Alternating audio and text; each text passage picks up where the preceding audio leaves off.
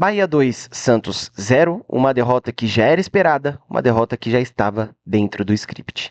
E o Santos perde mais uma vez de uma maneira inescrupulosa dentro do Campeonato Brasileiro. É sobre isso que nós vamos falar no vídeo de hoje, rapaziada. Mas antes de mais nada, eu quero pedir para vocês se inscreverem no canal, deixarem seu like, ativarem o sininho, comentarem no vídeo, compartilharem o vídeo também. Deem essa força pro canal, rapaziada, para que a gente continue crescendo e levando o Santos adiante. Fechou? Conto com a ajuda de vocês. É, Fazer um vídeo de análise dos jogos do Santos ultimamente tem sido uma tarefa muito difícil, uma tarefa muito árdua para quem se propõe a fazer esse tipo de conteúdo. Não porque as coisas estão indo de mal a pior, não porque o time do Santos não consegue jogar bem. Não, não, não. Não é isso. Mas é difícil fazer uma análise de um jogo na qual você já sabia o que ia acontecer. Porque o Santos perder do Bahia na Fonte Nova é normal. Porque o Bahia vem se consolidando cada vez mais dentro do cenário futebolístico brasileiro. O time do Bahia é um time muito bom, muito bem treinado, estruturado, tem um técnico à beira do campo, tem um padrão de jogo, enfim. O Bahia é um time de futebol. E do outro lado, tem um time que não sabe o que faz com a bola, um time mal treinado, um time que não tem técnico, um time que não tem ideias, um time sem vontade, um time sem brio, um time que não corre, que não se dedica.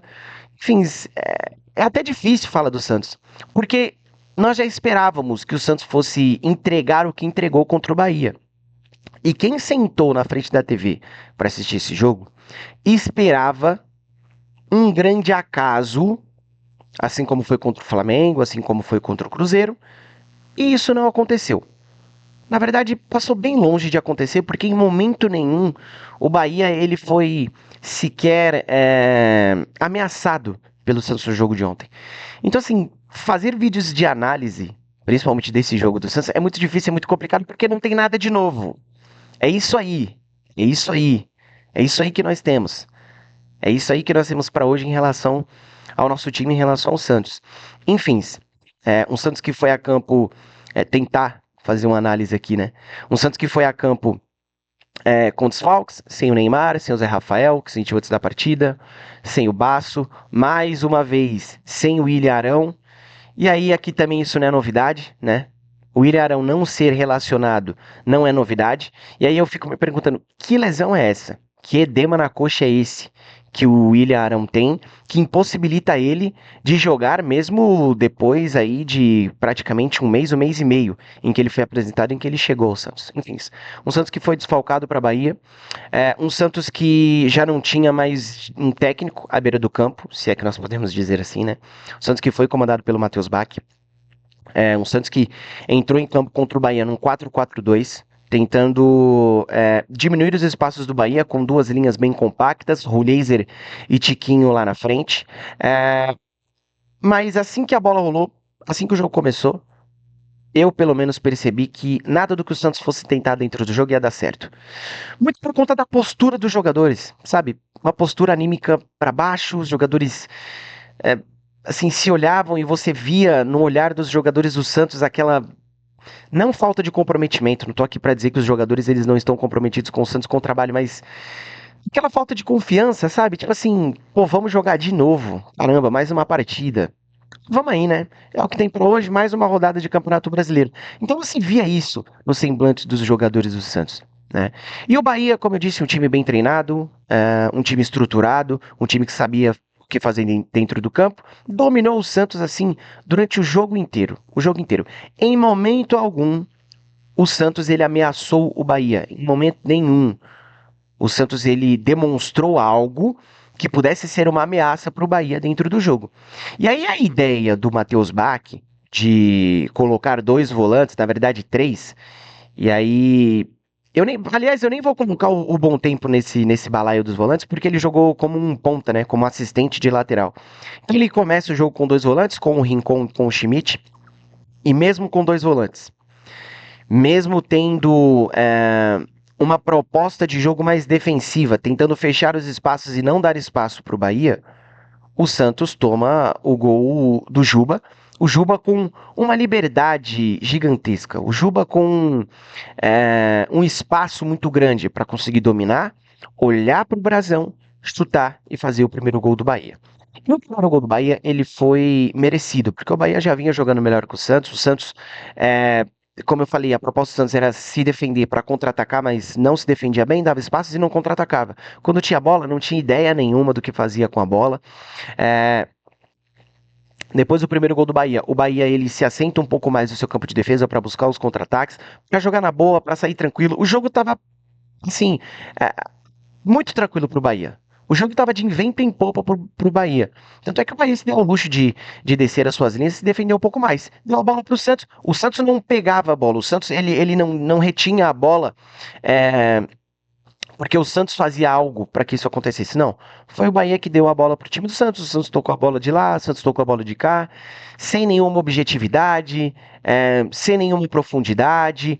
Ontem, o Souza foi sacado do time titular para entrar o Escobar.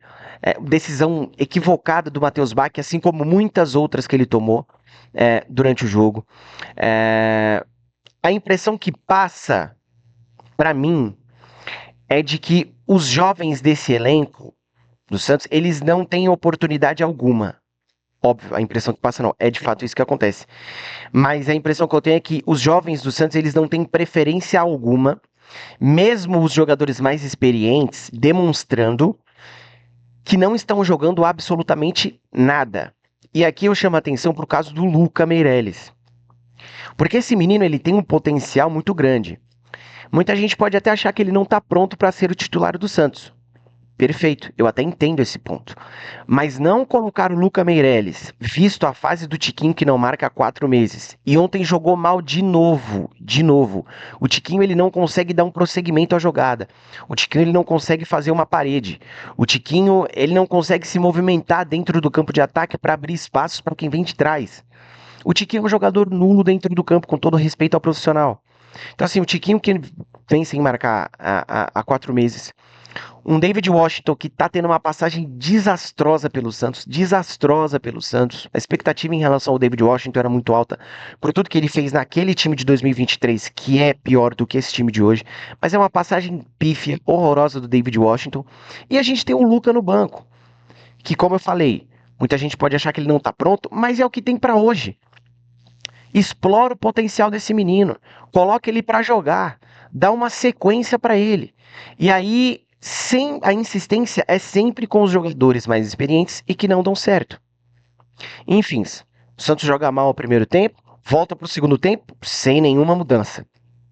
E aí, o fato do Santos ter voltado sem nenhuma mudança para o segundo tempo, ele denota para mim, ele me mostra que o trabalho do Matheus Bach está atrelado diretamente ao que o Kleber Xavier fazia. Então, assim, voltar sem nenhuma mudança depois do que foi o primeiro tempo me mostra que tanto o trabalho do Kleber Xavier quanto do Matheus Bach são iguais, são a mesma coisa. São a mesma coisa, não muda nada. Ter Matheus Bach à beira do campo contra o Bahia foi a mesma coisa de ter o Kleber Xavier, porque os erros eles continuaram é, os mesmos. Os erros continuaram os mesmos. E aí, na minha cabeça, eu até achei que, né, antes do jogo começar, que poderia ter uma mudança tática, que poderia ter algo diferente do Matheus Bach, porque eu, pensando comigo, né, poxa, vai ficar um jogo só à frente do time do Santos, de repente ele quer mostrar alguma coisa diferente, ele quer mostrar o seu valor, coloca o time para jogar de uma maneira diferente, traz uma maneira nova do Santos se portar dentro do campo, traz um jeito novo do Santos jogar? Não, a mesma coisa. Ou seja, Matheus Bach e Kleber Xavier são a mesma coisa. Ter o Matheus Bach à beira do campo contra o Bahia foi a mesma coisa de ter o Kleber Xavier. E aí o Santos volta a ser uma mudança, o jogo continua o mesmo, o jogo vai se arrastando, sim, foi um jogo que foi se arrastando. Se o Bahia quisesse meter 2, 3 no Santos, mais 2, 3 gols no Santos, o Bahia conseguiria sim tranquilamente, é que o Bahia não quis forçar. O Bahia ele quis ir na boa, na boa. Muito porque o Bahia ele vem jogando quarta, domingo, Campeonato Brasileiro, Copa do Nordeste, Copa do Brasil e tinha Sul-Americana. Enfim, o Bahia tem muitas competições para jogar e em momento nenhum o Santos ele conseguiu explorar essa quantidade de jogos que o Bahia tem. Porque, querendo ou não, gente, isso acaba influenciando, né? Um time com muitos jogos seguidos, ele acaba cansando mais.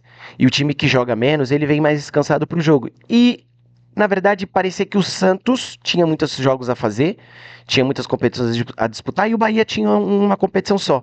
Porque o Bahia corria tranquilamente dentro do campo, o Bahia ganhava as divididas, o Bahia ganhava na técnica, o Bahia ganhava na força, o Bahia ganhou o jogo taticamente. Enfim, o Bahia ganhou do Santos assim em todos os quesitos e em todos os aspectos. E aí, o Matheus Bach, ele vai mudar o time. Chegou a hora de fazer as mudanças. O Santos perdendo, já estava 2-0 quando ele propôs as mudanças que ele fez. O Santos com dois volantes, Rincon e Schmidt. Rincon e Schmidt que não ajudaram o Santos em nenhuma fase do jogo. Tanto defensivamente quanto ofensivamente. Tanto o Schmidt quanto o Rincon, eles davam alguns passos no campo de ataque para tentar ajudar na construção, mas assim, era uma coisa nula, tocavam de lado, a bola vinha da esquerda e ia para a direita, ia da direita vinha para a esquerda, não tinha aquele passe em profundidade, não tinha aquele passe para frente, para levar o time à frente, sempre a mesma coisa. Volantes burocráticos. E aí o Matheus Bach, ele vai mudar. Quem ele tira? Tira o Bom Tempo. Fez uma boa partida? Não, assim como todo o time do Santos. Mas é bom a gente frisar que o Bom Tempo ele estava jogando na posição errada. O Bom Tempo não é ponta, e eu já falei isso aqui em outros vídeos. O Bom Tempo ponta jogou de ponta como assistente de lateral. E aí o Kleber Xavier, ó, que bem pode ser o Kleber Xavier, né? O Matheus Bach e o Kleber Xavier praticamente para mim são a mesma coisa, são o mesmo trabalho, enfim. Mas o Matheus Bach saca o Gabriel Bom Tempo mais uma vez, mostrando que esses jovens que estão no elenco do Santos, eles não têm espaço algum para jogar. Eles não são valorizados. Eles não são olhados como aquele olhar de joia mesmo, sabe? De um diamante a ser lapidado, como sempre foi dentro do Santos. E ele tira o Gabriel Monteiro mais uma vez, deixa o Rincon e o Schmidt no campo, que não estavam fazendo nada.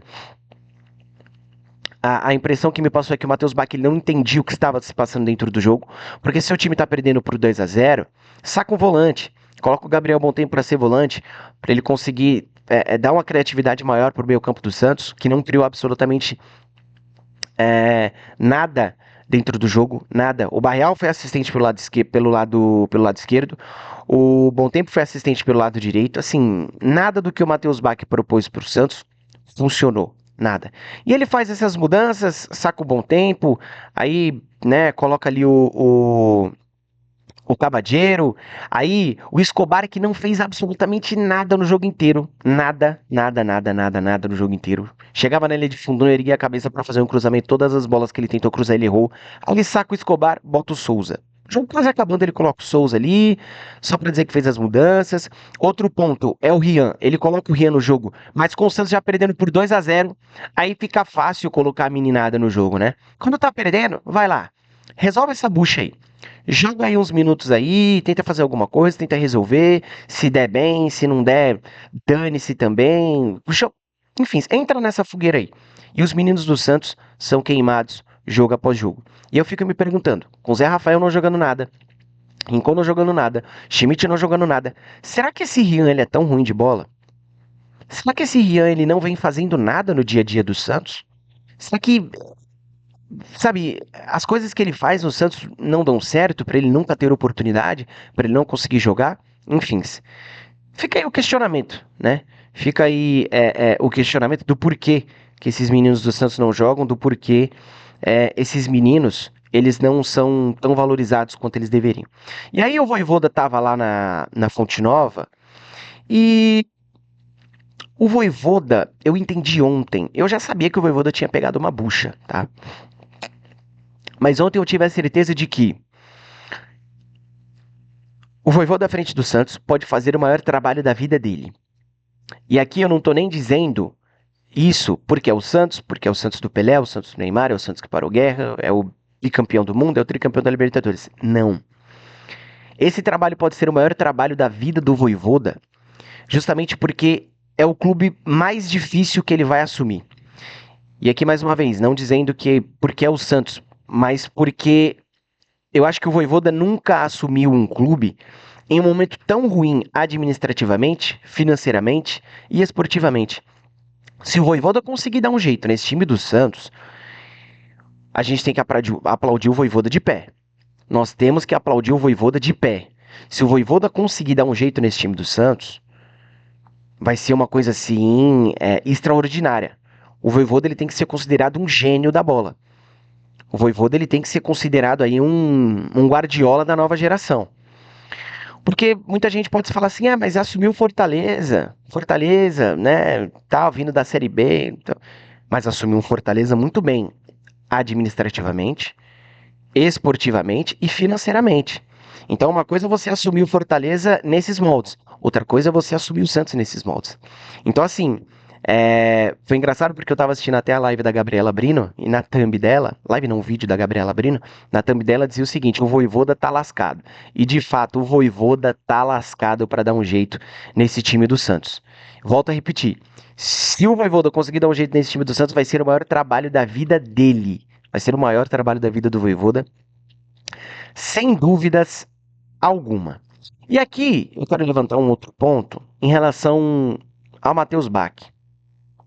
Porque desde que eu me conheço por gente, desde que eu me conheço um apreciador do futebol, um entendedor de futebol, toda vez que um técnico ele faz um trabalho ruim, esse técnico é mandado embora e a comissão técnica dele vai junto. O técnico vai embora e a comissão sai também.